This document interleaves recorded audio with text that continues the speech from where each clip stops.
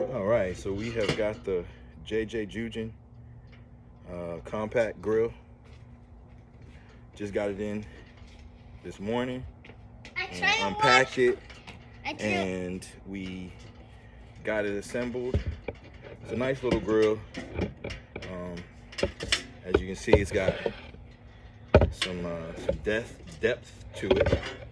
It's got a divider, so you can divide your charcoal from your indirect. Have your cooling spot over here, hot spot over here. It's got the charcoal grates, and then it's also got your grill grate. We're gonna be using this little power puncher for steaks. Entering the steak competition at the end of January, and the host of the steak competition has advised the competitors that everybody will be using this machine right here, or this equipment. So I went and ordered one so I could start practicing on it. The reason why I ordered mine, and I'm not just gonna go there and you know,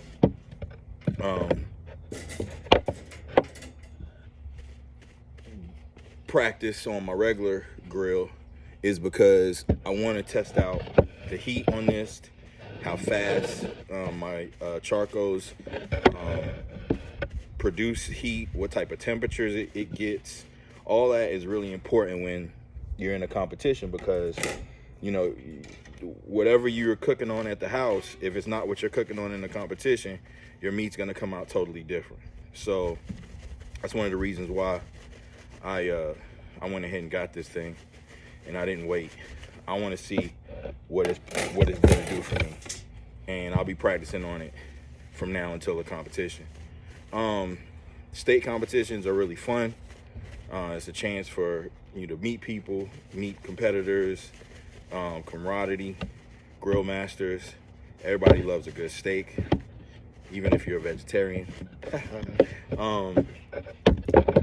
So what I do always with my grills when I get them, no matter how big they are, how small they are, I season them before I even cook on them. Basically what that means is you want to take, you want to get your cast or your metal prepped, and you want to get it nice and seasoned for you know, any kind of cooking or smoking meat. You don't want it to burn. You don't want to put meat on these grills and they have no coating of any oils or butters or anything like that, right? Because it's gonna permeate. What's gonna produce is metal, like a metal smell on your meat. So you definitely want to season your meat before you do it. And what I do is it's really simple. I take some cooking olive oil, and I will basically take a napkin or a paper towel, and I'm just going over all the metal. I basically pour it on here.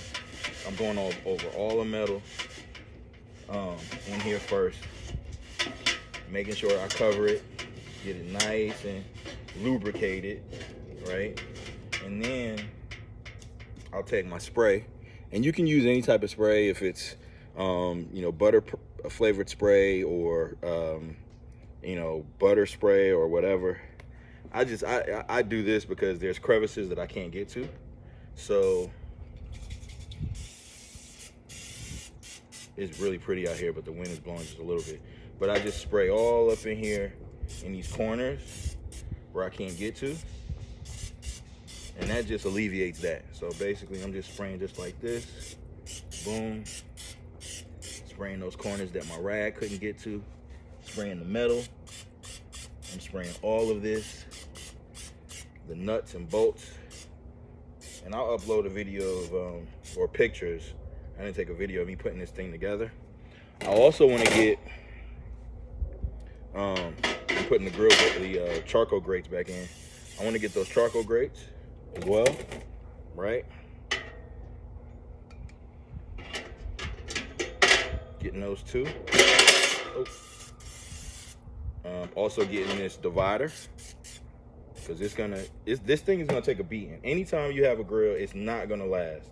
The only thing you can do, the best thing you can do for your grill you know, in between you cooking on it is lubricating it.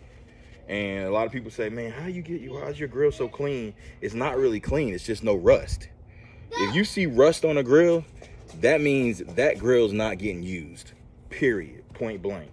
Like, you know, the person that has that grill is probably just cooking on it once a month or, you know, every 2 months, and it's not getting the full use out of it, and it's probably sitting out in the weather. So when rain comes or moisture, it starts to rust out this metal. And so that's what you see if you ever go to somebody's house and they got, you know, a little grill on there. That's what you see. So again, today, I'm not even gonna cook on this thing. So don't get all your hopes up. You're not gonna see no meat right now. Probably tomorrow is when I'll start doing this. I'm on my lunch break right now. What I do is try to maximize my time. So getting this done. I'm even gonna get these corners right here. Boom. The top half. Okay. All right. So we got that done.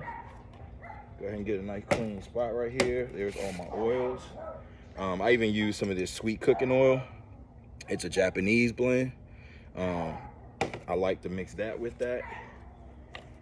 And so now that that is nice and covered, let me take my camera over here and I'm gonna get my fire started.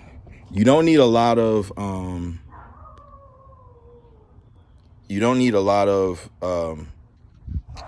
charcoals for this. You just need a few charcoals for this right here.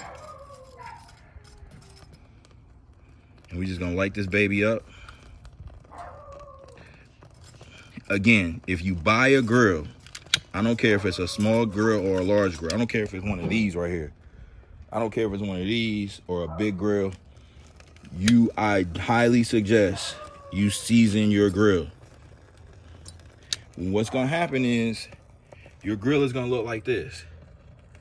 Your grill should look like this. There's no rust. You don't see no rust on here.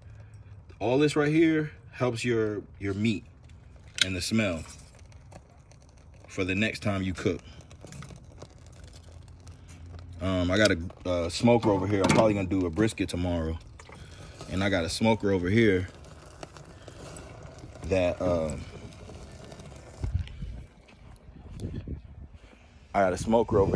gonna be using. Hopefully, I might just use that one because this one needs a lot of work to it.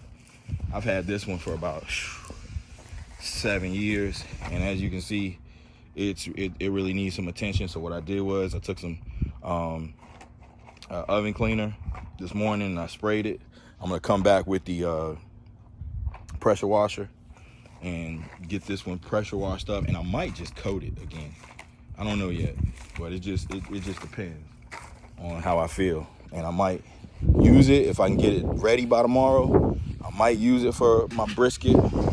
I might not. I'm not sure, but I got my other smoker over there. So this one is ready. All we gotta do, what we're gonna do is we're gonna put the charcoal in here, and we're gonna separate it, and it's gonna be ready for tomorrow. And my first test steaks is gonna be put on for tomorrow. Also too, for y'all professionals, again, I've cooked on one of these before. I was actually, when I lived in Jackson, Mississippi, I bought one of these from, I believe it was I want to say it was Big Lots or something like that. This was about 5 years ago, and I lived in an apartment, and man, I used to cook pork chops on this, chicken on this. I would fill this baby up. And I think mine was actually a little bigger than this, just a tad bit bigger, but it was the same concept.